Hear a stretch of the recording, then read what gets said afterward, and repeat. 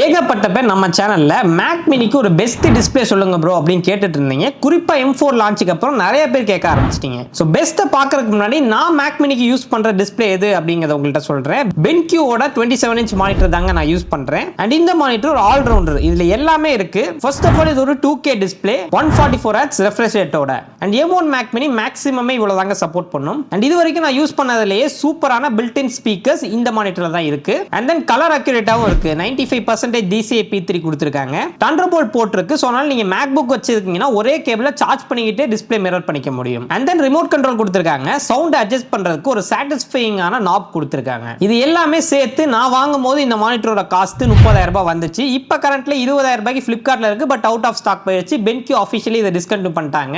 But இன்னைக்கு மார்க்கெட்ல இதுக்கு ஈக்குவலண்டான ஒரு ஆல்ரவுண்டர் டிஸ்ப்ளே என்னால கண்டுபிடிக்க முடியல. சோ இன் கேஸ்ல இந்த மாடலை நீங்க ஸ்டாக்ல பாத்தீங்க அப்படின்னா டக்குன்னு கிராப் பண்ணிருங்க. அண்ட் இது இல்லாம இப்ப இருக்க சூழ்நிலையில M4 மேக் மினிக்கு என்னென்ன டிஸ்ப்ளே எல்லாமே கரெக்டா இருக்கும், வேல்யூ ஃபார் மணியா இருக்கும் அப்படிங்கிறதுக்கு ஒரு ஃபுல் வீடியோ கூடிய சீக்கிரம் நம்ம சேனல்ல வந்துடும். சோ மறக்காம சப்ஸ்கிரைப் பண்ணி பக்கத்துல பெல் ஐகானை பிரஸ் பண்ணிக்கோங்க.